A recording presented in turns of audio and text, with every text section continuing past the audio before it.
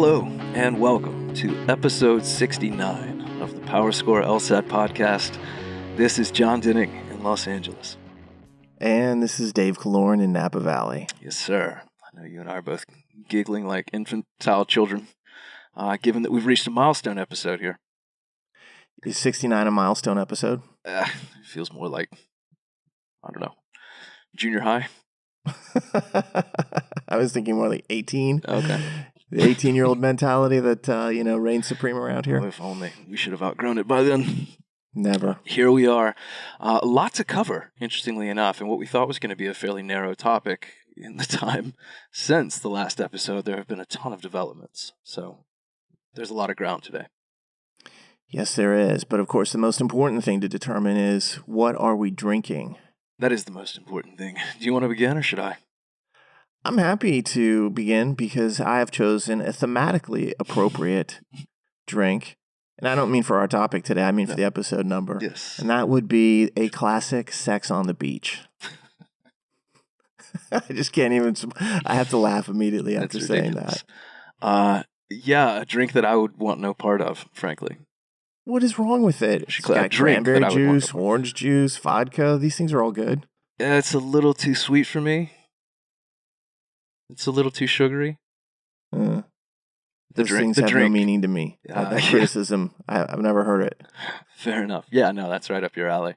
Not for me. I've gone with something slightly more sophisticated, but still thematic to the episode. I discovered this drink and then coincidentally had most of the ingredients already. So it's called a French 69. I know. Getting very on the nose. Is that the one where you don't shave, or where if you get a cramp you just give up immediately? I can't remember. I have no idea what you're talking about. Fair enough. What's in this drink is champagne, gin, lemon juice, and it's supposed to be this like anise-flavored Pernod stuff that I didn't have and didn't pick up. So I'm drinking champagne and gin with a bit of lemon. Yeah, you're good with not having that. Yeah. You don't like it either. It's a little licoricey, right? Yeah, it's too much. Too much for me. But a famous drink in France, of course, that you see all the time. And they actually sponsored a lot of those like 1910, 1920 Art Nouveau posters that you used to see. Mm-hmm. Kind of like really cool looking. So you see them all the time in France. Anyway, I'd say we both have come in perfectly schoolboy here. So apologies to all listeners who are now like, geez, it's so predictable. Yes, sometimes you have to be. I apologize for nothing. You picked the song today based on some personal experience, actually, concert experience. Tell us what you got. This one was... there was a wide variety of choices. Mm-hmm. In fact, I gave you like 5 or 6, I thought, really good songs that, again, all relate to our theme. But we ultimately went with Goldfrapp, and this song is Strict Machine. And if you're not familiar with Alison Goldfrapp, I've seen her a couple of times, and I've been a big fan of hers for at least a decade. She's from England, very electro sound. This is a very slinky song. I love it. If you kind of like that kind of music, definitely listen to her catalog because she covers the gamut of songs and music, and it's all very catchy and very interesting. Yeah. So, a big fan. Yeah, I like her too. I haven't seen her. I know her mostly just through your concert experiences, I said, but I like this tune. She's a big fan of her own songs. I think she feels they inspire a certain mood. They do. It's thematic. I think I saw her last year at the Warfield in San Francisco. It was either last year or the year before. Time has become so elastic during this pandemic that I really don't know what year it is or what I did like prior to this year. So don't quote me on it, but I know where I saw her. And it was a really interesting show, although it was jam-packed in there. Yeah, she's good. Part of the reason I leaned toward this song after you gave me a list of options, the song is called Strict Machine, and it just felt perfectly false for what's actually occurred today as we record this. So, given, what you and I have both gone through today, and we'll mention specifically in a minute what it was, Strict Machine felt like a head nod to what this wasn't. Certainly not strict. No. So, let's get into the LSAT world. Dive past our juvenile inclinations for now and move right to the many things that have been going on recently. The last episode that we did was a recap of the October test, and then we took a little bit of a break. And so there's been a lot of developments in recent days. Probably the biggest one, I think, for openers is that LSAC came out and said the January, February, and April 2021 LSATs are now all in Flex format. That also means that January and April internationally are Flex as well. So everything is Flex through April of next year. Yeah, 6 months basically of confirmation here, which is a rarity, but a blessing. I'm glad that they did that. We'd kind of been agitating for them to do it. I knew it was on their mind. They wanted to give people the opportunity to say, this is what it's going to be. It was also interesting that they just said it's the same format as now. They haven't made any changes to it. They didn't give any indication that any changes were coming. I think having done this, they now can set up their schedule. We can set up our schedules for preparing and so forth. If it goes past April, I think that's when we may start to see some fooling around with the format. Yeah, we've speculated on this, that if they gave a huge window of notice, it would allow them at least some degree of opportunity, perhaps to change how they deliver the test, add a fourth section, experimental. But as I was telling someone last week, as this was all being discussed, that the test that they tend to use to introduce big changes is very often the June test. And this would align perfectly with that. That's when they introduce comparative reading, for instance. Yeah, that's not a prediction, by the way. No. It's just that if something like this were to happen, it would make sense that it would happen after April. I believe, and I think we all can agree with this, that their hope is that this is all over and done with by April of next year. And so that's the last test where they have to go through this, and then thereafter they can return to in-person testing, which would be fine with me. Anything that ends this sooner as opposed to later would be good. So we'll have to see exactly how that plays out. But if it turns out that we're still in this situation and we still have to have these at-home tests, I think they're going to change it at that point because they need experimentals soon. Yes, yeah. So yeah, I make that mention about June more as a historical point of interest as opposed to a specific prediction. More immediately, the thing, that's a longer-term announcement development. The thing that's most immediate for people, in fact, listening to this on the day it releases, I think we'll be right in the middle of it, is that the October test scores are coming out. Friday the 23rd. Yeah, now that is today, for those of you listening now, because we're recording this the night before, which means at this point scores should be out. Although, let's be honest, they kind of came out today. I don't even know how to put this down in the annals of strangeness. Yeah. But I was in a meeting of all things, and I started getting these text messages saying, are scores out? And I'm like, no, they're not coming out. They need every minute for LSAT writing. A statement that I still adhere to because, as it turns out, a mistake had been made. And the mistake wasn't made today. It was apparently made at some time prior when somebody was inputting the score preview segment of the emails they send out. They put the trigger date on the wrong date. They put it for today, Thursday. As opposed to Friday.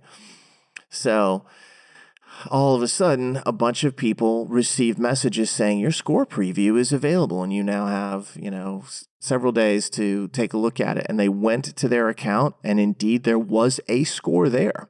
Mm-hmm. Now, after a while, the score was gone. It was clawed back and disappeared. And so it was clear something had happened that was unintended. And it it blew up every feed. Every inbox that I have went crazy. Oh, it was instant chaos, yeah. Yeah, this is not the kind of strict machine performance that we were referring to earlier. This is the unstrict demachining of the system. The biggest thing that annoys me about this is I understand it's an admin. It's just somebody made a simple mistake, but you could see across all platforms the panic that it caused. It freaked everybody out, and I hate that. This is already a process that is fraught with intense anxiety, and to add something like this, even though it was certainly unintentional, it's just deeply, deeply regrettable. And I talked to them about it, and I know for a fact that they were not happy that it had happened. Yeah. It caught everybody at LSAC off guard as well. They didn't know this was happening. They didn't realize there was a mistake in the system that would just shoot out the emails a day early because they weren't the ones that had made the mistake. Someone else there had. So they were, it was a colossal screw up, and they were aware of that. I was kind of hoping they would just release the scores. Me too. But apparently not all the scores were in the system. And so they made the choice to say, look, the score, if you saw it, it was accurate. If you made a decision to keep it or cancel it, we will honor that. You won't have to go back in and do it. But we're going to pull back those scores, and then they'll go out again tomorrow. And that's exactly what we're looking at right now, is they're probably all out at this point. Yeah. So as of now, everyone should have their score if they've done the writing, which we'll talk a little more about in a second. But yeah, congratulations to those of you who saw it yesterday, a day early, assuming you got the number you wanted. And for some people, that was great. For others, it was not great. For most, it was just confusing. And it's an interesting thing because you can't sign up for November right now. So the November registration window is closed. So if you just got your score and you're like, this is not what I was looking for, your next option is January. And I've been seeing the usual posts that we get at this time of year, is January too late? Mm-hmm. And the nice thing is that at most schools, it is not too late. There are a few schools who have November deadlines, but most schools are January or later deadlines. So if you need to retake the LSAT, and I will remind everybody of the old adage, it is better to apply later with a higher LSAT score than earlier with a lower LSAT score, something that has been proven repeatedly over the years. If you need to add several more points to be competitive, it is better to wait and take that January test and try to get those points. Not just from an admission standpoint, but also from the perspective of financial aid offers and so forth. The thing that I always tell people is, look, the day you apply doesn't get reported to the ABA. It doesn't get used by U.S. News to calculate your ranking. The LSAT score that gets reported most definitely gets reported to the ABA and used for rankings. And so one of them is far more important, and it is the LSAT instead of the day or the time that you apply. And I'll just go a little bit further with this because, Jon, you and I have been kind of slowly preparing for a seminar I'm about to do in November called The Secrets of the Law School Admission Process. Yes. And one of the things that I'm going to show there is a quote that comes from the Yale website where it is really clear where they say the time that you apply, the month or the time of year, does not matter. Your chances of getting in are equal to us. So whether you're at the beginning of the process, the middle, or the end, it does not matter. And when the best school in the nation, per the rankings, says that, that there's a lot of other schools who look at that and say, okay, maybe we should just go for the best candidates, not the one who applied first. So it's just something to think about. Yeah, I think that's great advice. So if you're on the fence about January, especially now that you've got an October results, I'm going to strongly encourage you to take January if you can, if you feel you've got a few more points left to get, as most people most certainly do. Well, that brings us back to November then. Mm-hmm. We've got the November LSAT. It is, the signups have not been announced yet. I was thinking they were going to announce them this week, and then I got an update that says that's probably not going to happen. There's just too many other things going on. But I can say with some degree of certainty that I expect the email to go out on Tuesday that says, it's coming, and that the signups will open at noon next Thursday. That's the expectation. Now, if there's some changes to that slightly, don't come back and kill me. That's just the high expectation. I also didn't expect to see scores, today for 10 minutes. Yeah, I didn't expect to see scores get released twice. So there were a few predictions that we've missed on this one. I expected the announcement. Right. I expected the announcement of this, and if I actually have publicly said I thought that it would get announced this week, little did I know they had other plans in mind. But yeah, I think by this time next week, certainly, you'll be able to sign up for your November time slot. Yeah, I would think next Thursday is going to be the time when that will all open up. So that's actually kind of cool. And November's an interesting test anyway because, it's the last one of the calendar year. And for a lot of people, as I was saying before, they feel like this is one of the, the best LSATs to take to still get into the window early. It's shaping up to be the biggest of the calendar year too, I believe. It is a big one. They actually sent me a notice and they said we've gotten a ton of requests for loaner devices, which is a program that they have where if you don't have a computer, they will actually send you one. And I think through October, they'd given out 1,500 of those. And by given out, I mean sent, and then you have to return it. You It's don't a get a free loaner. computer. Yeah, you got to give it back. Otherwise, suddenly no one has a computer. I need one for Right. free too. So when they add another 650 on top of that throughout the Flex administrations, that means they've given out or loaned out over 2,000 machines for people to use to take this test, which, you got to appreciate that.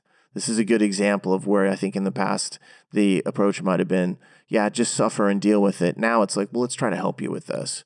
So I appreciate that that mindset there. It's kind of like a good feel-good story for somebody who might have thought, I don't have a choice or in terms of how to take this. And now all of a sudden it turns out that they do. This is good. Level the playing field for people who are inherently disadvantaged in a way. So, yeah, kudos to that. If you do need some kind of hardware, they'll help you out. Let's move on to something that is probably having an effect on people's days for the score release if you're listening to this on Friday. And maybe is causing confusion for other people who don't have their scores. And that would be LSAT Writing. Here we go again. Let's break this into two pieces. Okay. There are the October people, and then there are the upcoming November people. And it's my understanding there's still some people from August I'm sure who haven't taken it.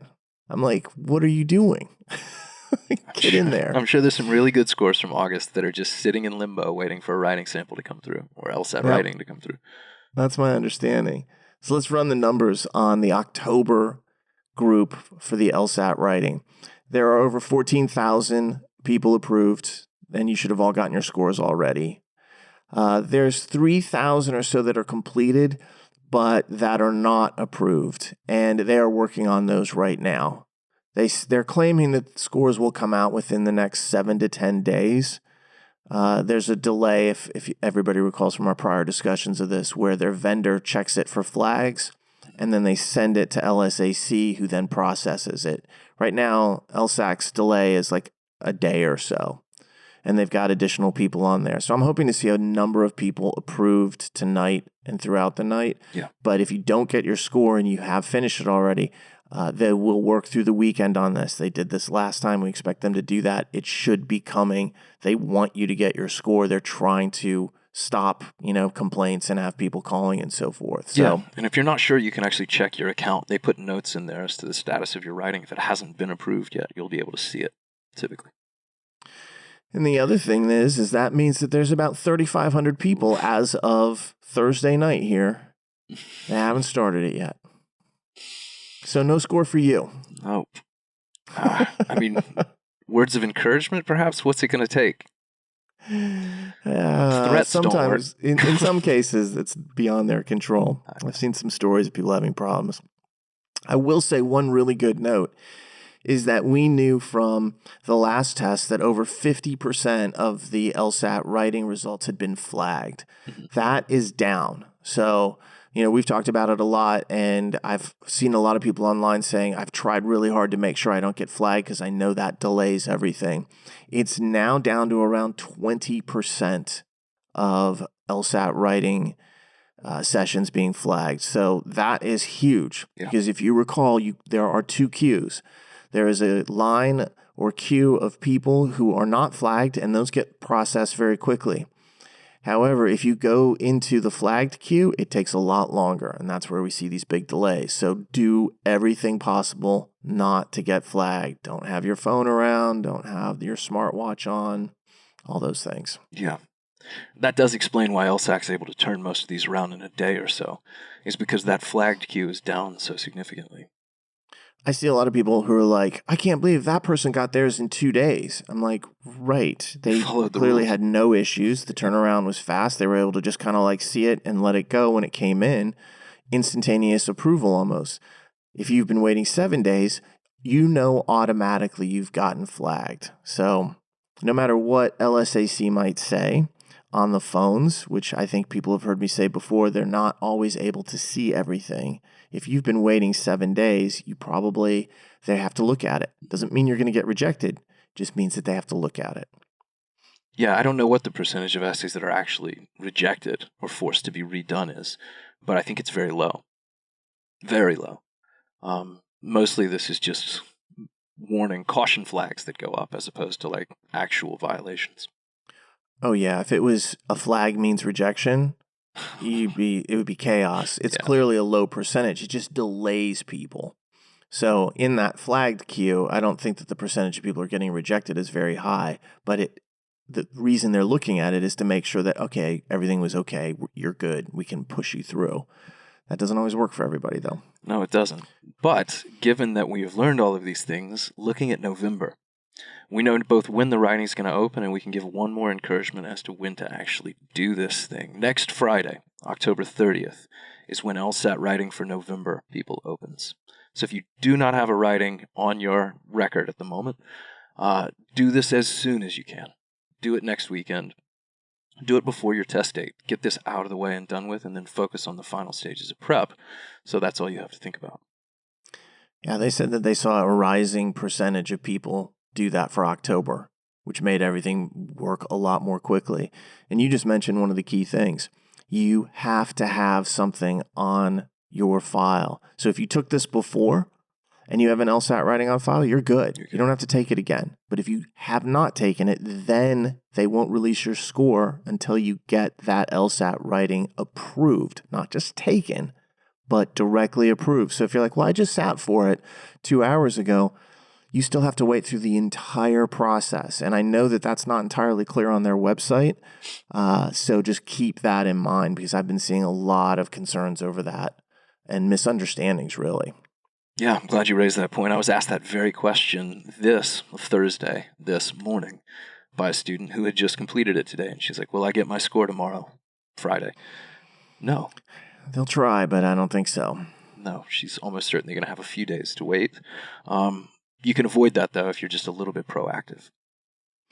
Yeah, so let's move on from LSAT writing, which is always going to be a topic around this date. I was going to say temporarily at best. There was another big announcement, at least in my opinion. It kind of came in two parts. Mm-hmm. One of the things that they came out of the blue, I was waiting for them to talk about November signups, and I got an update that said Prep Test 89 is going to be added to Law Hub and to Prep Plus. So again, Prep Plus is the subscription program where you get access to a whole bunch of LSATs, but it stopped at 88. And everybody kept saying, well, when are we going to get 89, which is the last test from 2019? And of course, I didn't know why they were delaying on it. And we weren't too worried about it because our license with them allows us to give that to our students. So our students have had it the whole time. But they just out of the blue decided to add it, which I was happy to see them do. And so that was kind of cool. And you saw, we made some announcements to that effect. People were like, all right, I want to see that test. And it gives them another test to do before the November LSAT. And then as I started inquiring about the timeline, it came out that there was more that they were going to add. And to me, this was way more fascinating because it turns out that they're going to give us 2 Flex version tests. One is going to go into the free LSAC or LSAT prep, which is if you have an LSAT account, there's 2 LSATs in there, Prep Test 71 and Prep Test 73. You can take them for free. You don't really need anything other than just your account. They are going to add a version of 73 into the free prep program that is going to be 3-section flex. So you'll now have the opportunity through them to take a flex test. And I think that's an acknowledgement, yeah, we're dealing with this for another 6 months minimum. Mm-hmm. So we're going to do that. And then, totally surprising me, because this wasn't clear at first either. It was like, I slowly had to dig it out. And there was a little bit of confusion, but we got it all worked out. They say that into the regular Prep Plus program, which is their $99 subscription, they are going to add 3 sections from the May 2020 LSAT administration. That means this is a new test. These are new questions no one will ever have seen in the public before, aside from having taken it previously. Yeah, it'll be interesting to see which 3 sections, because there were 2 tests from May that they used. Some games on work shifts and concerts and farming in one, some games I think in the other one about like cities being visited and theater plays and a festival. I don't know which of those sections they'll use, but one of them will go in. Yeah, and you had reading comprehension that dealt with like Motown and so forth. So we may see that. I've Birds heard by about DNA, that passage stock for a market. while. Right. Yeah.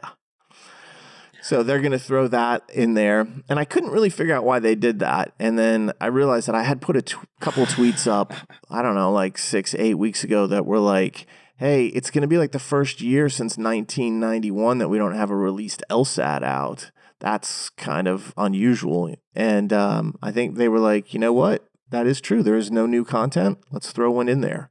There you go. Full credit to them on this because I was stoked to see this. Lots of credit to them, but some credit to you, I think is the point you might be making. Think I goaded them into it? I mean, they're paying attention. They listen. They do. So, and I've said that many times. I think you can claim a little bit of credit on some new content making its way out here at the 10th hour or so. Let's just claim all the credit. I know we can take credit for more people doing the writing section early. So that I'm happy to celebrate for ourselves. But this works positively for everybody. Sure. If more people take the writing over a consistent period of time, it means the delays for other people are going to be less and less. It's actually in everyone's best interest for this to work. And it's the same thing here with new content. It has been a year since we saw anything new. In LSAT timelines, that's a whole lifetime right there. So it's great to see something like this. If we had any role in this, I'm thrilled to have played that role. Yeah, I've explained this to people before, that it's really a two-way street with us as almost traffic cops in a way in the middle. We can advocate to students on LSAC's behalf, like the writing. We can advocate to LSAC on student behalf, like new content and the most recent test. And I'm happy to hear that both sides appear to be listening to us. I assume. I love your confidence there. Blunt, but I'm fairly confident I'm right. Truly, no one's listening. We're just talking to ourselves in a closed room. I'll take it. Kind of into that vein, the one last point that we want to talk about is that we are now really into the teeth of the admissions season. And I'm seeing online all sorts of questions about admissions. So there are a couple things that kind of go hand in hand with that. There's some webinars that we are doing coming up that we'll talk about really quickly here. But with admission season, I would remind everybody that this is looking like a much more competitive cycle. You've got fewer spaces because of some of the deferrals in law school. You've got a score bubble in the 165 and up range due to those early LSAT-Flex tests. And then because of the pandemic, you have more applicants. None of those things are positive factors for the applicants. They're great for the schools, but that's fewer spaces, more applicants, and more applicants with high scores. So we're seeing a lot of admission stuff coming in. Our admissions consulting program has already been running wait lists at times. Yeah. And I've said this a lot, is that, as much as I feel like we can do for the LSAT and how we can change people's scores dramatically, the LSAT's just one piece of your application. You can frame your application equally well and make as much, if not more, of a difference through having the best application positioning. And so if that is something you're struggling with, consider the fact that this is something that we do and have done for years, and it can change your entire perspective on the process. But I can tell you right now, probably in the next month or two, if not sooner, we're going to run to a full wait list that probably stretches throughout the year. So something to be aware of. Yeah, I'm already hearing from both our consultants and our admissions department that things are tightening up. So, yeah, get in while you can. But you're absolutely right, man. I think a lot of people see this as what are the hard factors, and that's what they focus on. But there's the presentation of those credentials that can make a world of difference too. And that's where a good consultant can really change things. Yeah, and as you probably have noticed out there, we do a lot of seminars. Just did an admissions seminar with Jay Donnell, one of our consultants, relatively recently, where he and I talked about some cool stuff about, admissions 101. Specifically on admissions, at least, I'm doing a webinar on the secrets of the law school admissions process in the middle of November. I think Jay's doing a personal statement webinar on December 1st. Yeah, I think you're right. As well. And if you go to the page where we have all of our free seminars listed, which is just powerscore.com/free seminars, you'll see that we cover admissions. We've got reading comprehension seminars. We've got conditional reasoning seminars, LSAT 101 seminars. We've got a whole host of different things that are going on, including, Jon, the November LSAT Crystal Ball, which is coming up on November 2nd. Yeah, these things have sort of taken on a life of their own, haven't they? Featuring you and I talking about the November LSAT and our predictions. They've become like proper events. I enjoy those, man. It is an event. There's no drinking at those events for us, though. No. That's a live fire exercise. You got to nail those. Yeah, there's no second takes. I just did one last night, actually, a webinar with a lot of people on logic game templates, how to create limited solution set strategy solutions for it. So I know a lot of people that were there, well, last night, Wednesday night of this week, are probably listening to this now. Thanks for showing up. I hope you enjoyed it. It seemed to be fun. That's a cool seminar and a concept that I truly and dearly love. So I gave you a shout out with the fourth hardest game example that we were doing. From the sadistic mind of Dave Galore comes comes this nightmare. Sorry, everybody. I really like doing that kind of stuff, though, when we need, super focused examples. I'm the first person that's like, I'll do that. Yeah. And then you break out a grouping linear combination game with templates built around binary conditionals. It was like, oh, yeah, people are going to love this. I should go back and look at it. Anyway, they're fun. Please come join us for the Crystal Ball if you're interested in November and beyond. But the rest of these, I think, are just a good way to get consistent, good advice, free help. So sign up for all of them. Join us through the whole gamut. Throughout the rest of the year and into the holidays. Mm-hmm. Can't wait to see what I'll be drinking around Halloween and Thanksgiving in November. I know where you'll be drinking it. Sitting right there. Right in the house. Right in the house. Let's get to the main topic, which I think is going to be a lot more interesting than maybe the title would suggest. And that we're going to talk about signing up for the LSAT-Flex and choosing the best possible time. So I had some curious, some kind of humorous and comical suggestions for our title of this episode, like LSAT Flexi time. Yeah. But I don't know if that is how it's going to play out. But I will say that we've got a lot of advice about how to choose the best time and day for you. Yeah, one thing that's particularly compelling, perhaps, about this is that it's a fairly universal talking point. I get asked this question before every single flex test, and will continue, I'm sure, to get asked up through next April minimum.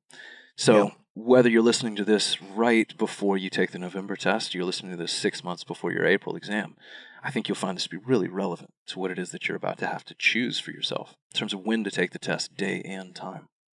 Yeah, I think we'll probably refer back to this for quite a while. I hope so. I hope it's good enough to sort of stay in the repository there, stay in the library.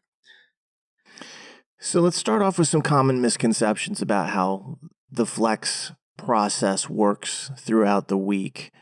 And once we've dispelled those misconceptions, we'll talk about some of the basic rules or guidelines for choosing the best time and date for you. Jon, I'll start off with the first one. And that is that sometimes you think people will say, well, I think Saturday is going to be harder, or Tuesday is going to be harder, or later in the week is going to be harder. That is not the case. I can understand why people have those ideas, but as far as what is easier or harder from a relative standpoint, I'm not seeing any difference from Saturday morning to Sunday afternoon to Tuesday, late afternoon or anything like that. And remember, even when something is supposedly harder, the scale loosens up to compensate for that. If it's easier, it tightens up. So even though the test changes daily and throughout the day, you don't need to worry about there's this particular day that's easier or harder from a content standpoint. That has not been proven to be the case. And if there was a difficult section, you do get a break in the sense that they loosen the scale and open up the so-called scoring scale or curve for this. It's a great point. It's reminiscent in a way of what we have sometimes been asked about the various test dates over the course of a year, right? Where people are like, do you think June will be harder because it's like all the, the early go-getter people, the type A's who want to get a head start? Or do you think that, December is going to be harder because people then have more experience? And the answer is February, February, right. used to be People used to say February is easier because the students taking then are trying to take it again because they didn't do well the first time, so they're not as good. And none of that turned out to be true. I've heard people say the same for February, but make it harder because they can give a more challenging test then because they don't have to release it. So they're allowed to get away with more. Which is like two good arguments on opposite sides, which gives a good example of how neither one of them are really valid. But you got to remember also that difficulty is subjective. You can't tell if something is difficult just because someone else says it's difficult. Maybe you go take it and you nail it. I saw this with the Shredder game, which I would say overall is going to turn out to be a difficult game, largely because of the volume of people who said it was tough is so high that I think it just substantiates that beyond all shadow of a doubt. And what I know of that game substantiates it. That's the fourth game in one of the sections from October, by the way. So if somebody's like, I need to go look it up, you can't. But I also had a number of students, a small number, not a giant number, who said, I understand why that game was supposed to be hard, but I saw an approach that allowed me to go through that game and feel really comfortable with it. And that's a great example of difficulty is subjective. Yeah, it's hard, but to those people, they're like, it wasn't hard to me. I just get why people thought it was hard. Yeah, subjective in the sense that it's very personal. It's also really luck of the draw. Will there be a hardest possible combination of sections over the course of a flex week? Sure. Will there be an easier combination of sections? Sure. The point we're making is it's not predictable when that's going to occur, if you are going to get it or not, especially just based on the day itself. Yeah, and that harder combination of sections will also have the loosest of the scales. Yeah, some forgiveness. So there's that offset. For sure. What's another misconception? And this is one that we touch on and are very mindful of as we do test reviews, is that a lot of people are out there trying to anticipate maybe what they're going to see based on the experiences of others. Because they do reuse certain content over the course of a week. We know that to be the case. They mix and they match, and it's very unpredictable. Wildly erratic almost, but it is reuse. So people have said to me before, wouldn't it be better to take it later in the week so that I could more or less anticipate what I'm likely to see? Which is a fair question at face value, but when you actually think about it, the answer to that is a pretty hard no. It does not change the nature of the test to have heard from other people what they thought about it. For a few reasons, I would say. Okay. One is that, as you just said, difficulty is incredibly subjective. What other people think about it may or may not apply to you. Two, by midweek, typically, there are so many combinations of things that could occur that the odds of you even correctly anticipating what your 3 sections are, even what one of your sections is going to be, are slim to virtually none. And third, possibly the most important, it is drastically more distracting to try to match up what it is that you're seeing in the moment than it is beneficial to do so, even successfully. Yeah. And that, to me, I think is the one that I would probably focus most on, as I would dispel this myth, or as a student, avoid buying into it.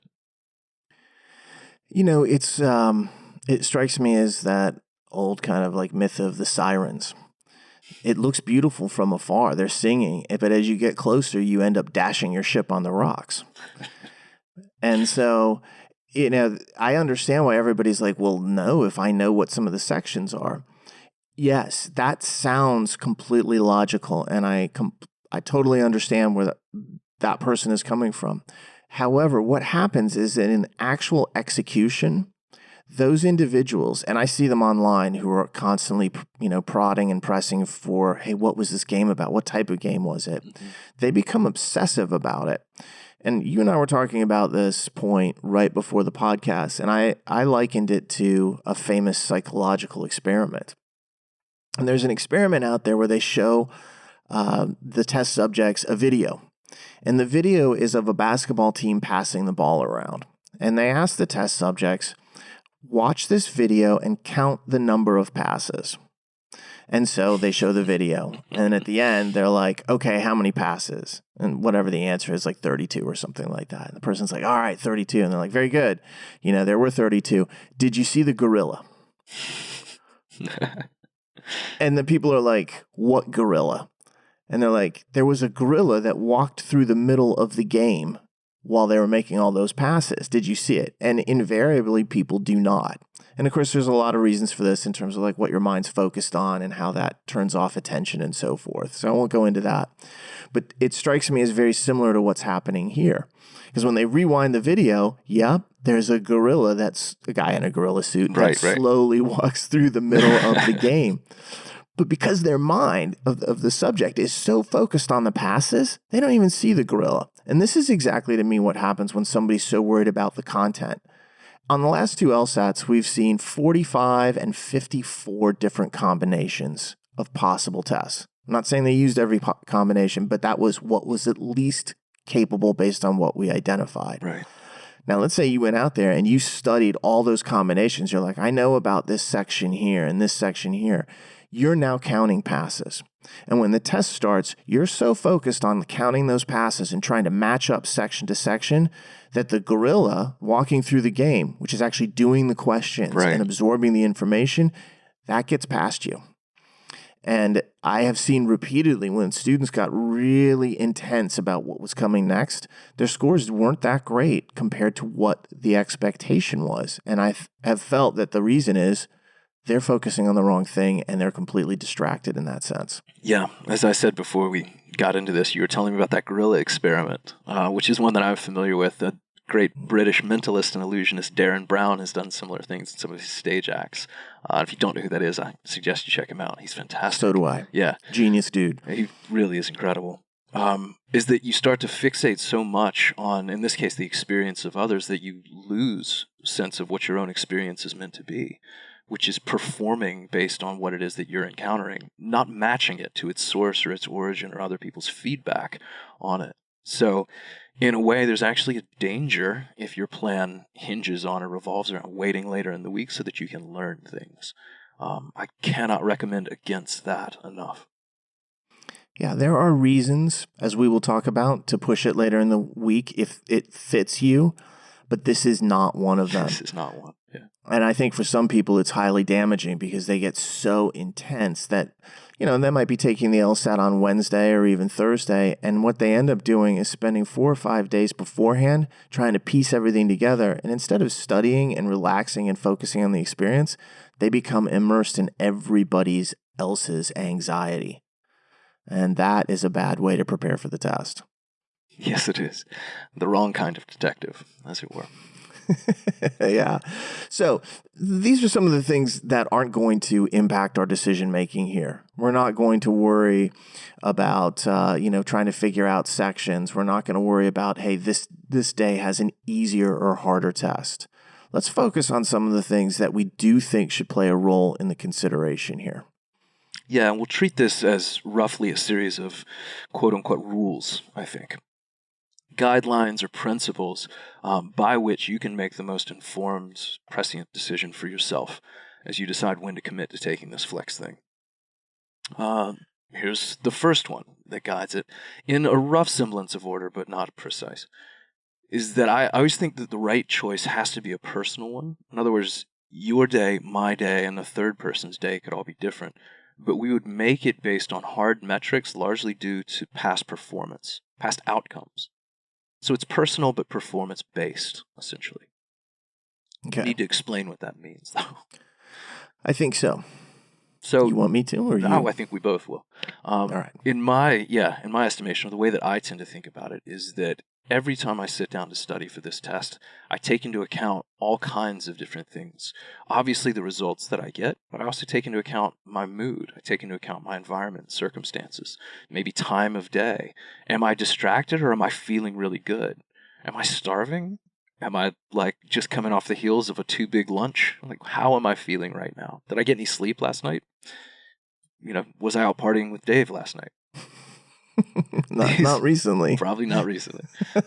But these all have the ability to impact how I'm doing. And then based on how I do, I can go back and assess every one of those factors, some that even feel a little extraneous, to determine not only their relevance, but the advisability of repeating or avoiding them going forward. That's what I mean. Which I think, that sounds like really technical and difficult. When I listened to that, just kind of in the moment, I was like, there's a much simpler way of looking at this. And it's kind of like you have to know yourself. And for me, and I know for you as well, we are not morning people. Look, taking a test at 8 o'clock is something I've been forced to do in the past. It was not something I wanted to do by choice. I know personally from many years of experience that I really like intellectually and mentally come alive at about 4:30 in the afternoon. And that goes until maybe 2 in the morning. That's when I'm at my peak ability to kind of like create, produce, write. That's when I'd love to do it. At 8:30 in the morning, I am a shell of a human who is barely operational and certainly nowhere near full or even half capacity. Also, in the early afternoon, I'm totally lazy. It's that kind of like siesta mindset where I really would just rather sit down and relax for a while as opposed to work. Yeah, sex on the beach. So some of this has to do with the fact that, maybe you've just eaten lunch or breakfast, but part of it is a circadian rhythm. And for me, I know that rhythm isn't going to really kick into full power. So if I was choosing a flex time, I would immediately eliminate all the early ones for myself. However, we all know people who are like up at 5 a.m., they're bright and cheery and they're happy. And those individuals should use that information to be like, look, later in the day, I'm going to be tired and maybe a little bit fatigued. I should move into the early part of the day. You know yourself. Use that as a guideline. Don't force yourself into what you think is best or something that someone told you. Trust your own body and your mind when it comes to this. Yeah. It's the way you break it down. I may be a little more analytical about it. You may be a little more feel-based, but it's if one thing is clear, it's that we're soulmates for some like innate vampirism. You and I both peak around the same time, which is well after sunset. And I would try again, as you would, to schedule a test based on what I know about myself. Yeah, I'd be looking for the last LSAT of the day for me, and that's just for me. I wouldn't say that to anyone else. In fact, I would say don't take the last LSAT of the day unless this fits the profile of who you are. Yeah. So what if you're a person who doesn't know at this point? That was my next question to you, is what if you're unsure? And the answer, as a lot of things with this test are, is that you just need to experiment to determine it. And you also need to pay attention to it. Of course. Like you have to be aware of that question to start thinking about it. And if you're like, man, at 1 o'clock in the afternoon, I'm always tired. Don't schedule your LSAT for 1 o'clock. Yeah. Or if you're a slow starter in the day, avoid being the first thing out of gate. Maybe the mid-morning is fantastic for you. You start to really feel powered up, then go for the mid-morning. It is going to vary. If you're not really certain, make sure you track the time of day you take each LSAT practice test. Because you can look back and be like, my highest scores keep coming after 3 p.m. or before 10 a.m. or whatever it might actually be. Yeah. Or it might be on the weekends, I'm more relaxed, so I always seem to score better on the weekends. Okay, now we're maybe going to look at a Saturday, Sunday test. So you can make your window whatever you want it to be. There are enough options with this exam where something will fit with what is best for you. Yeah, when students ask me this question individually, one of the first things that I tend to respond with is this set of questions, is when do you score the best? Do you start to feel fatigued at a certain time? Not just of the day, but like as you sit down and do a practice test. Is there a time when section 3 feels like a lot more of a grind or a lot easier to do? You're still really chipper and fresh. These are the kinds of numbers that you want to establish and the window that you want to build for yourself through experience, through hard results. And that's the analytical side that I was referring to before. So let's say you've determined it. Somebody's like, you know what? I'm really good around 1 o'clock. That's where I feel like I'm strongest. I can eat an early lunch. I'm still powerful. My day hasn't like overwhelmed me yet. What I always tell people then is to try to have that moment of like peak performance hit somewhere around section 2. Which may feel overly precise or like, my goodness, you're like a little type A about this. But the answer is you don't want it to happen at the end so that most of your test is done prematurely. And you don't want it to happen right at the beginning, especially if there's a delay in getting started. Let's say at 1 o'clock you're amazing, but by 3:30 you know you're going to be fading fast, and your test gets pushed an hour, which happens. You're running a real risk at that point. Yeah, you really should attempt to time your peak for the middle of section 2. Mm-hmm. That allows your greatest ability to have the largest area of effect on the test. So that 1 p.m. strong person probably wants to start testing somewhere around noon. That's what I want to know, was that analytical enough what I said? You're getting there. I'm proud of you. You're getting but I there, know Padawan. is this, you'll get better as the night goes on. So I love that. I've got high hopes. Oh, man. So if you think about that from a peaking standpoint, though, it makes sense. As you peak, you're at your best around that. If you can put that in the middle of your test, that gives you the maximum zone of impact for that. Now, it's not just necessarily about you, though, and how everything fits in. What you want is to have that peak maximize up at the same time that your environmental peak occurs as well. Mm-hmm. And that moves us to the kind of like the second guideline here, which is be mindful of your environment. So let's talk a little bit about this, because I think at first it might be like, what are they referring to here? Yeah, if you've got an ideal personal time for yourself, you can start to then overlap it basically onto what's happening around you, the surroundings, your environment, your setting at the day. And then you'll have to, again, try to find the right balance of the two. Maybe your peak happens to be right when your kids get off their final Zoom class at school and they go terrorizing through the living room and you have to take it in the kitchen. Tough luck for you. Or, I mean, maybe your kids. I don't know what kind of parent you are. But that would be another factor to consider. Maybe your significant other gets off work or your roommates start to party around the time that Dave, feels like he's at his best. Yeah. These would be, again, considerations. It's not just you that you have to think about, in other words. That's exactly right. So that means you're going to have to start looking at what's happening on the weekends versus the weekdays. Do you live near a street that has a lot of traffic early in the morning as people, are coming and going, and then it gets less in the middle of the day, or it's really non-existent on the weekends? You need to look at things like that. There's a whole ton of notes that you could make about roommates or kids or significant others and possible noise distractions that are floating around. For example, where I live right now, it turns out there's a lot of construction throughout the day. Mm-hmm. There's just some various projects going on that are relatively close to me, but they all start at about 7 or 8 in the morning and they're all done by about 3 o'clock. So you and I will typically not even think about recording until well after 3, not only because of what our own personal preferences are, but because if I tried to record at 10 a.m., it's usually like a construction zoo out here. Yeah, wood chippers in the backgrounds and chainsaws and things. I had a student who tested back in, I believe it was in October, and she had scheduled her test and forgot that the restaurants right near her apartment all have their trash, their garbage picked up on Wednesday mornings. And she scheduled her test for Wednesday morning, just not thinking about it. She said the first half of her test was just garbage people out collecting bins, banging cans, yelling at each other for, a good hour or so of it.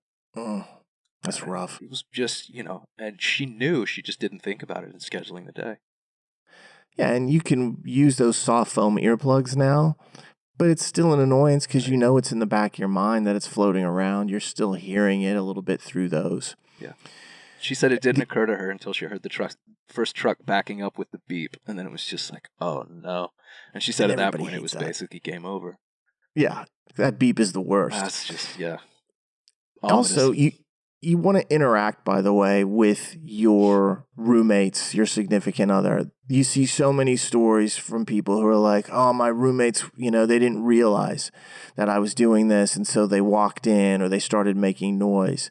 If you're taking this test and you're at home and you know that noise is a possible problem, do everything possible to shut down that noise. Put a note on your front door, taking super hugely important test.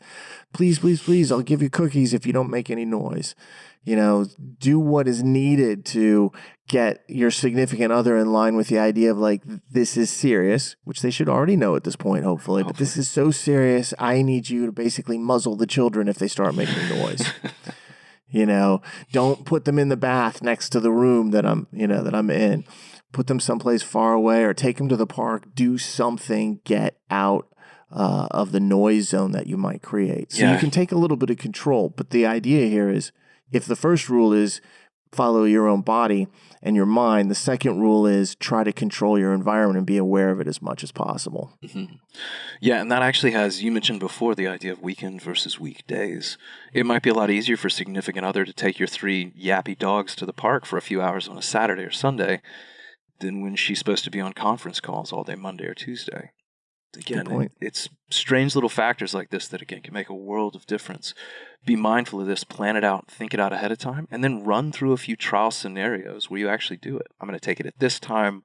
I'm going to have these instructions for the people around me. I'm going to see what the environment's like as I sit down and do this thing for real. That's what you want to have out. Trial 100% run. agreement. Perfect. I still don't know why you're so anti-dog, though. I can barely take care of myself. The last thing I need is another life depending on me. I'm actually thinking about getting a second dog, so we'll see. Good. Get all the dogs you can handle, man. It's time for another Great Dane, man. I did love those dogs. For what it's worth, if I was going to get a dog, they would be in the running. Immense and regal. So lovable. Let's go to rule number 3. Now, rule number 3 might seem counterintuitive a little bit, but it's not. It is that, in fact, certain days and times do present you with certain advantages and also certain disadvantages. Potentially, yeah. So let's run through some of the considerations that we have here. We're going to go through some of the days that typically you see tested, such as Saturday and Sunday and so forth. But let's start off with a little mini discussion of what we have observed historically as it relates to the time of day that people might take this test. Yeah, again, no bearing on the nature of the test content, but it can actually have a bearing on the delivery of the test content, from proctoring to getting problems solved and connection issues and things.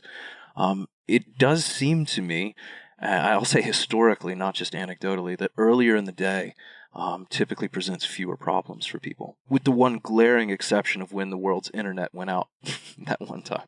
Sunday morning. It was a Sunday morning, and was it August? Yeah, it was a quarter of the world, not just test takers, but a quarter of the world had a gateway problem, went down.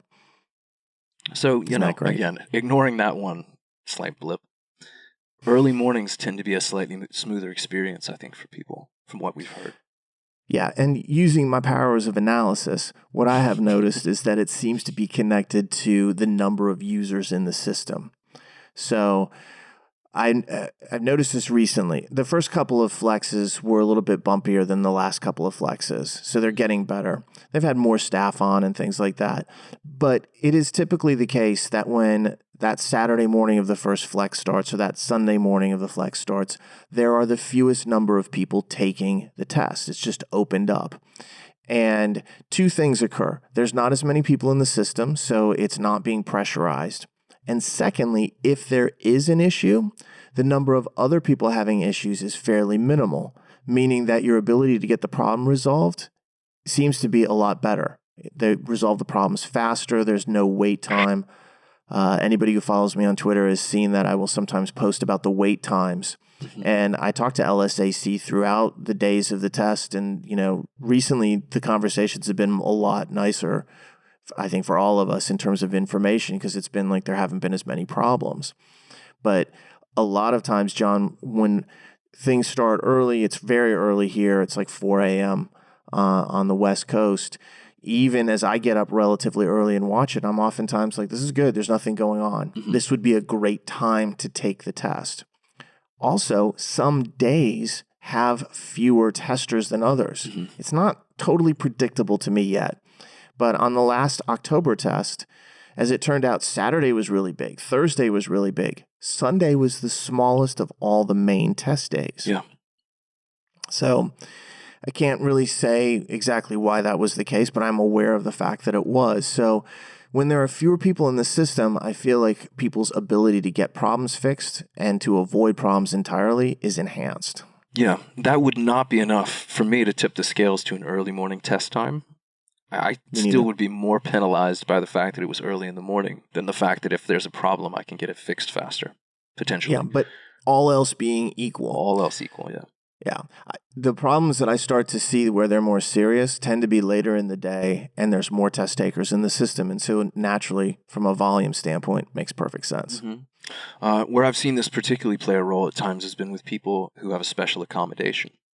because your original proctor may not know how to administer your test, how to actually proctor it based on your specific protocols. They may have to cycle you through multiple proctors. The more people in the system, the fewer proctors there are available for each person. So I've seen that actually arise a number of times. They're like, I got stuck for an hour waiting on a proctor who understood me. That wouldn't have happened 2 or 3 hours earlier or on a different, lighter day. Yeah. The accommodated testing situation is probably worth an entirely separate episode about some of the issues that we've seen and some of the problems that have been there. But they will cycle you from proctor to proctor, and a lot of times the proctors just pop in and say, all right, let's start your test. And it's like, that's not how this works. I have accommodations and the situation is different. So I'll acknowledge, as you did, that it's been a very big issue, and sometimes starting earlier can make that difference. Mm-hmm. Wouldn't for me, because honestly, starting in the morning is just death. But if it's all equal, definitely go that way. Yeah, for sure. And try to pick a lighter day if they give you the choice of days. Some accommodations are forced to a single day, and then that part of this conversation is moot. Yeah, for accommodated test takers, you won't have as much of a choice of days. So the next portion here is really going to apply more to the main test taking cohort that is out there. Let's talk about some of the good and bad of each of these test days. Yeah, given the availability of a full week to schedule, or 4 or 5 days to schedule, let's talk about Saturday, which is the first day of every LSAT-Flex so far. And through April. They'll keep that on. So... And notice that one of the things that we're talking about here are some of the big recent tests that had multiple days. Some of these tests that we're going to see in early 2021 are smaller test administrations, and they may be only given on Saturday and Sunday as the main group. So you may not have as many options. It's going to depend. Now, if more people sign up for those tests, they may open up more days, and you can move your time and day within a flex administration before your test starts. So it's not as if you are fixed with where you are at. So let's talk about Saturday, the main opening day for all these exams. Yeah, bright and early Saturday morning, as you and I both know all too well. Oh, yeah. What are some of the pros of Saturday? I mean, maybe the most obvious is that it just gets it over with. Over and done? Over and done. You don't have to listen to everybody after the test complaining or, being worried about it. Or you can be the first one to complain. There's a certain privilege in that. Glass half full. Yeah, exactly. I think there's also a big advantage in the sense that it's the first day. And so all the resources haven't been used. They're fresh. They're ready to go. None of the proctors are worn out from doing this for 4 days. So it was the smoothest day in October was Saturday. And I feel part of that was because, all right, the system hadn't been used in a couple of weeks. Let's turn it on. And everybody was fresh and ready. Yeah, the full staff, the A team is on call and ready to go at your disposal if needed. So yeah, there's Saturday, as you mentioned in October, definitely the smoothest, it seems, day of that week. Now, if you do have a problem, you've got a second benefit from Saturday. You have all week to fix it. You can talk to LSAC. There's not an immediate pressure to get the test the next day. You can work to get the problem resolved and have the maximum number of options at your fingertips. Yeah, even if you can't get it sorted that day, you've got several weekdays to do it. Although LSAC has been open most of these Saturdays. So they've been recently, every one of them. They have special hours now and a special phone number, 2 of them that you can call. And that's been true for Saturday, Sunday. Every main test day has been out there. Yeah, I hope that continues. We'll see. It will. Saturday is not all sunshine and roses, though, necessarily. For instance, those people who want as much time as possible to prepare, for whatever reason, Saturday is going to give you, just from a calendar standpoint, the least amount of time for that final push. That last prep test you might want, or your final tutoring session you're trying to schedule. Saturday means you probably need to be done Wednesday or Thursday the week of, or week before.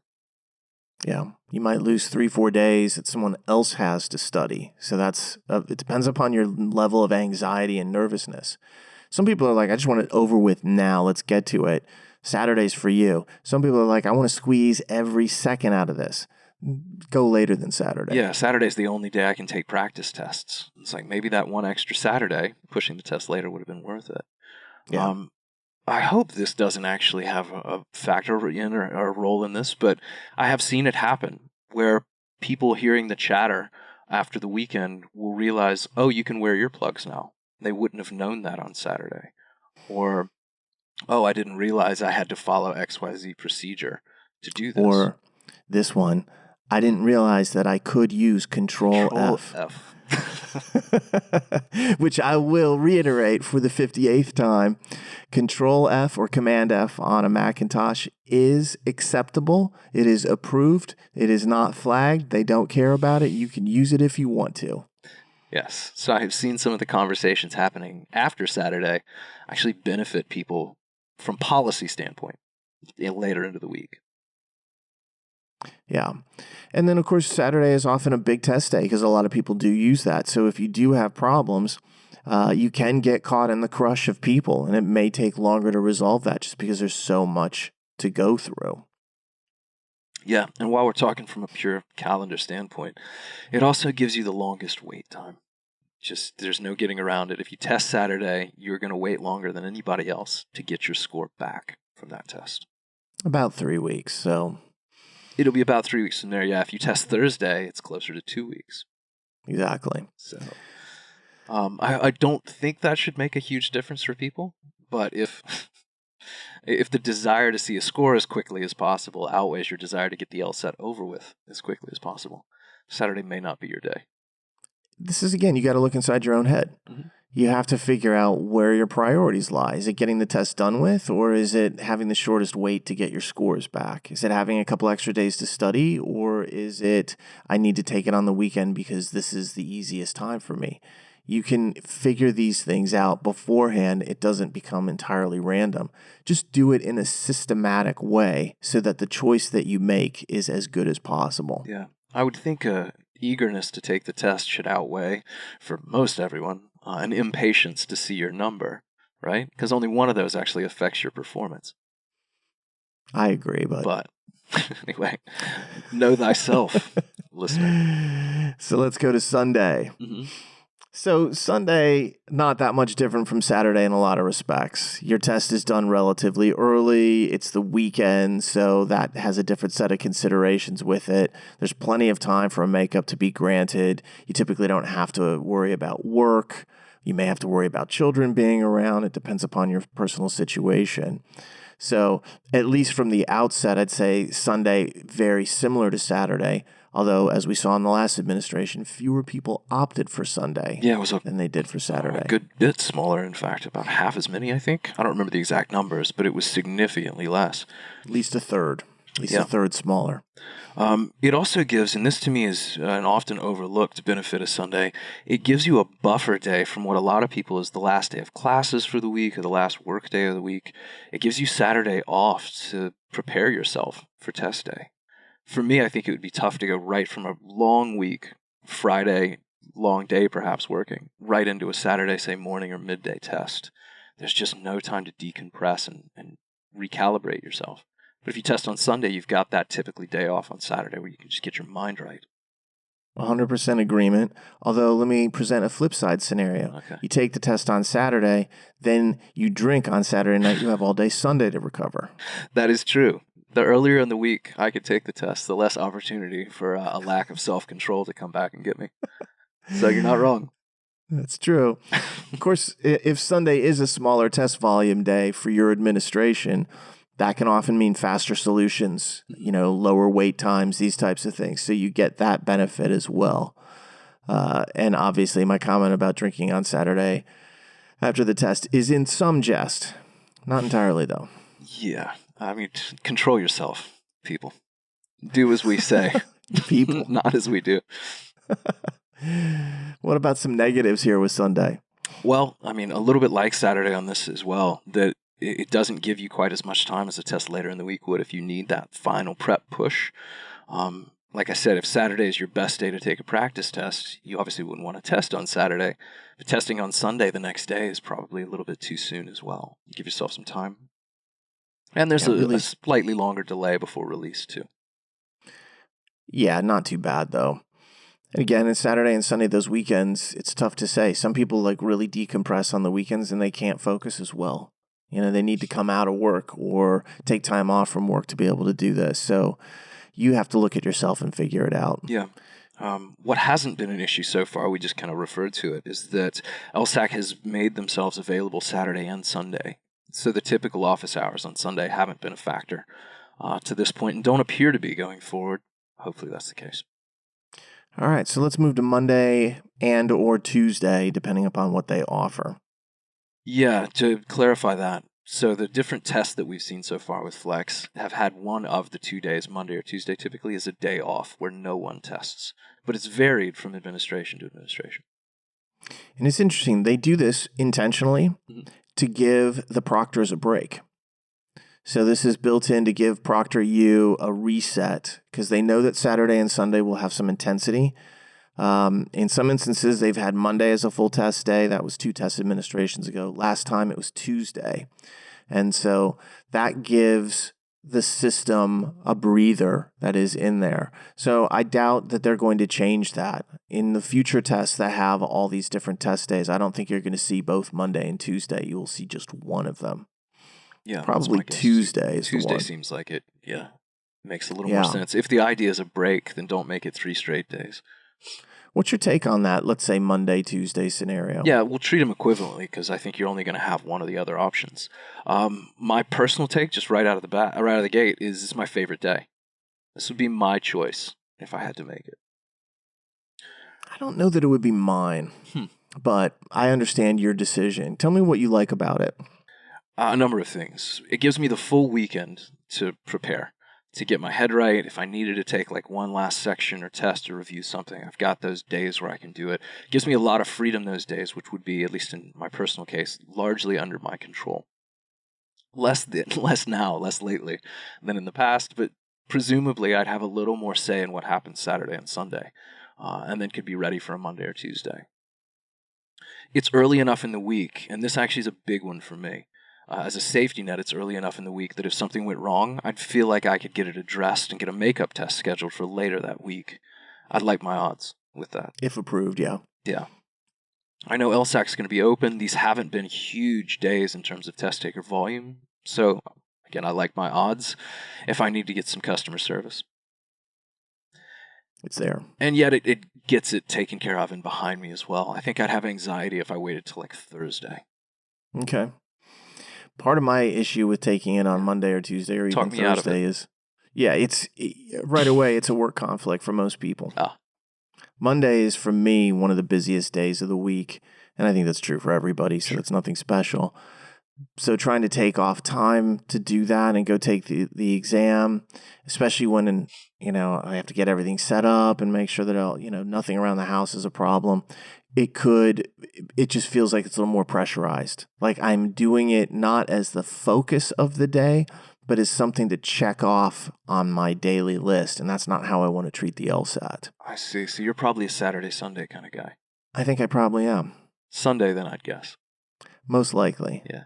I'll do it when the Vikings are playing so I don't have to watch them play anymore. It's amazing that that's not just not a distraction. It's something to actively avoid. So mad at that team that not watching them would be a pleasure. Didn't they lose to the Falcons? They didn't just lose. They got blown away, and once again, it was their own problem. We're not going to talk about it. Dave's going to start signing up for LSAT-Flexes just to not watch football. Vikings play at 10 a.m.? All right, 10 a.m. it is. I like it. So, all right, well, that makes sense for you. And again, that's the personal thing. That's less performance-based, more just what my surroundings, the environment would be. Yeah. I'd be distracted on a Monday or Tuesday because I'd be like, what's going on with like work stuff? And people would be wanting to talk and that kind of stuff. So, yeah, I think I would probably be a weekend person. Fair enough. There is something you said in there that I think is of value. Well, there's a lot you said that's of value, but I'll point one thing out. Thanks. Yeah. You did it. You mentioned making the test not just something to check off the list of the day, but really to make it the day's priority, the day's event. And I think doing it on a Saturday or Sunday for a lot of people allows that to be true, more realistic than, I'm going to take a half day of work and then I come home and take the LSAT. It becomes attention splitting. That's exactly right. There's zero distraction in that type of weekend environment for me. I mean, there are always some distractions, family and so forth, but I can shape around that and actually respond to it. Yeah, a tutoring student emailed me after taking the test in October and said, he's like, well, here's one thing I learned just immediately. Don't do this after a half day of work. Just take the full day off and take the test. I think he took it on maybe Great Wednesday. Point. And yeah, I was like, sometimes the only way to learn this stuff is to have it go wrong. That's what this is all about. It's one of the great things of being able to take the test more than once and not have it be a penalty, is that if something does go wrong, you can learn from it and next time change it around. Yeah.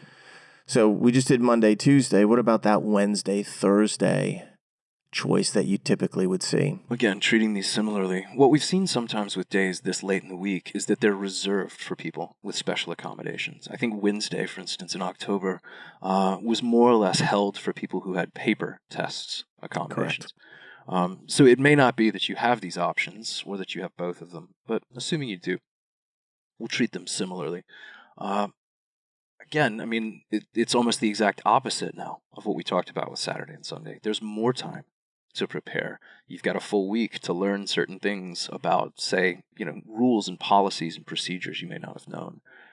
Anything unusual occurs, proctor you problems, and there's a way to avoid them. You could learn these things through the week, basically learn from other people's troubles. Shortest timeline to score release. Shortest timeline to score release. So in a way, the mirror image of Saturday and Sunday. And some of the opposite problems. Now you have the least amount of time possible to get any issues resolved, to get a makeup test scheduled if you qualify for one. Let me make a comment about makeup tests. They do offer them. They don't offer them to everybody. They have to determine that your situation was serious enough and the bar is fairly high. So it's not something where you can say, oh, I had a problem and it disconnected, I want a makeup. That is not how it works at all. If they are going to offer you that, they actually go and take a look at what occurred and see for themselves and determine the severity of it. And at that point, so when we refer to this, we know that people do take makeup tests, and it's happened every single flex so far.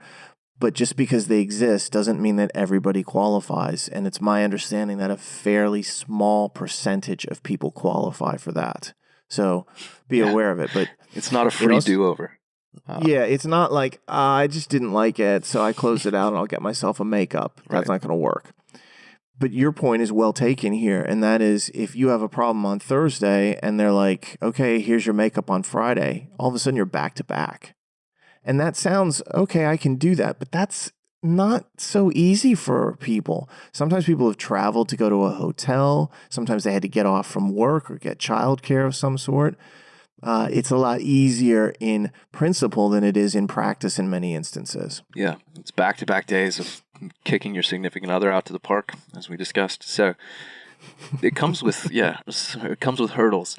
I was going to put it to you this way, Dave. Let's say a qualifying problem does exist, and it occurs to someone on Saturday or Sunday, and then occurs to someone else on Thursday afternoon. Would they have an equal likelihood of getting a Friday makeup test? I know that's a really hard question. That's why I asked you. The weekend person would know earlier. Right. I have seen a turnaround from Thursday to Friday. I have too. So I think this peach schnapps is making my voice like a little grainy. There's peach schnapps in this drink. Yuck. So I have seen it happen. The likelihood is a really interesting question. What I have seen people do on Thursday, though, is when offered it, say, I don't want to take it tomorrow. I'll take the next one. So I think what happens is you hear about it on Saturday or Sunday and they offer it to you. It feels like it's at the end of the week. When you hear about it on Thursday, you're like, I have to go through this all over again tomorrow? No way. Yeah. Yeah, the Sunday person can regroup. The Thursday afternoon person, man, it's just, you just basically stay on the firing line. Yeah, there's no mental reset there. So that to me would be a little bit worrisome. I think I'd be nervous taking the test Wednesday or Thursday in the event that something went wrong, that either I couldn't recover enough by Friday or that they might not have time to review it, and it could present an issue. Yeah, and as we saw on this past test, Thursday was one of the big days. It might have been the biggest of them all. It was pretty close to Saturday. I just can't remember the numbers off the top of my head. It was over 6,000, I think, on each day. And that gives you all the same problems: slower responses to problems, more likelihood of issues, delays in your test if something goes wrong simply because the system is maxed out. And so to me, Thursday would not be my favorite choice. But I understand, again, why someone else might think, no, this allows me to push it as late as possible, prepare as much as possible, wait as little time for scores. I'm doing Thursday. It's a personal choice. Yeah. So, yeah, if it's me and you later in the afternoon, if it's me and you, probably different days. But, I mean, both of those are determined, and I think this is really the key. If there's one takeaway from all of this, is you really have to know who you are in terms of performance, environment, mental state, preference, opportunities for a makeup if something were to go wrong. Try to factor all of these things in. There's not a perfect algorithm for it. If there was, we would have probably come up with it, much like you do the scoring matrices for scale predictions. If there was a better algorithm, we'd have some giant graph ready to go. But that does kind of summarize to the last rule, does it not? I think it does, yeah. And so the fourth and final guideline that I would say here is once you've made your choice, trust it. It's really easy to have buyer's remorse almost with this, where you second guess everything. Love the choice that you've made. Commit to the choice you've made. Start taking tests and engineering, as I said before, environments around having made that choice. And as Dave said, I mean, there is still a slight ability to move things around. I've seen people, it's happened to one of my tutoring students in August, who was set to take it, I think, Monday, and realized she's like, I don't want to take it Monday morning. Why did I schedule this for 9 a.m.? And she got in touch with them a few days before and moved it to like Wednesday afternoon. Yep, perfect. And I will say this, as much as we just spent, the last hour overthinking this, once you've made your choice, stop overthinking it. Do the full analysis beforehand, but once you've made the decision, then don't worry about it anymore. As long as nothing comes up that changes your thinking or changes the way your schedule looks, let it go and just focus on it, because it doesn't really matter what day or what time it is. You can do well on this test. It's all about walking in and believing that. So that should be your ultimate focus. And that's really what this conversation is about. How can we think about this in a way that maximizes your opportunity to feel as good as possible? But all that's being said and done, even under the worst circumstances, you can still succeed on this test. Under the best circumstances, same situation, you can still succeed. I like it. What a positive way to end. You know me, man. I do know I'm not analytical, apparently, but very positive. Yeah. Aren't those kind of synonymous? I'm chafed by your comment. I want you to know that personally. I can tell. It's I wrote a book called the LSAT Logical Reasoning Bible, but I'm not analytical. Okay. I'll have to think more on it. Later on, you'll apologize to me. I'm sure that I will. I get better as the night goes on, too. I look forward to that.